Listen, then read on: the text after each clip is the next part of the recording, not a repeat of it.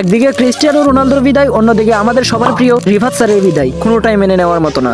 Hi guys, আসসালামু আলাইকুম, my name is Rifat Hossain, welcome back to my new video. Guys, আজকের দিনটা আমার জন্য অনেক বেশি খারাপ, কারণ আজকে ঘুম থেকে উঠেই দেখি অনেক বেশি বৃষ্টি, তার জন্য প্রাইভেটে যেতে পারি নাই। গাইজ, বৃষ্টি আসতেছে ঠিকই, কিন্তু অন্যদিকে রোদও উঠে গেছে, কিন্তু প্রাইভেটে যাওয়ার সময় পার হয়ে গেছে, এটাই আর কি। কিন্তু গাইজ, অনেক রাত জেগে আমি ক্রিস্টিয়ানো রোনালদোর খেলা দেখছি, যেটা ফাইনাল খেলা ছিল, কিন্তু এই খেলাটা যে এভাবে হেরে যাবে তা আমি ভাবতেও পারিনি। গাইজ, 4 বছরের 14টা শিরোপ হারলেন ক্রিস্টিয়ানো রোনালদো, আসলে এটা অনেক বেশি খারাপ লাগতেছে। দীর্ঘ 4 বছর ধরে সে কোনো কাপই পাচ্ছে না। আসলে তার কপালে বিশ্বকাপ আছে কিনা সেটাও আমাদের জানা নেই, তবে বিশ্বকাপের অনেক বেশি আশা করতেছি আমরা।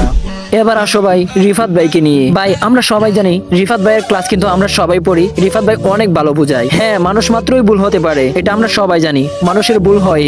আমরাও প্রাইভেটে যাই, প্রাইভেটে ভুল করি। রিফাত স্যারও এইভাবে ভুল করেছে, সেটার জন্য কিন্তু ক্ষমাও চেয়েছে। তাও ভাই তাকে নিয়ে ট্রল করতেছো, অনেক বেশি ট্রল করতেছো। ভাই, তাকে ট্রল করা বাদ দাও, সে কিন্তু অনেক বেশি ক্ষমা চেয়েছে, অনেক বেশি পস্তাইতেছে, কেন আমাদেরকে পড়ায়, এটাই তার অপরাধ। ভাই, তাকে বাদ দাও, তাকে ট্রোল করা বাদ দাও, কারণ আমাদের দরকার রিফাত স্যারকে। প্লিজ রিফাত ভাই কাম ব্যাক, কারণ 2027 ব্যাচ আমাদের আর সময় নাই। প্লিজ আপনাকে আমাদের দরকার, এবং আমাদের জন্য শর্ট ক্লাস দরকার। প্লিজ কাম ব্যাক রিফাত ভাই।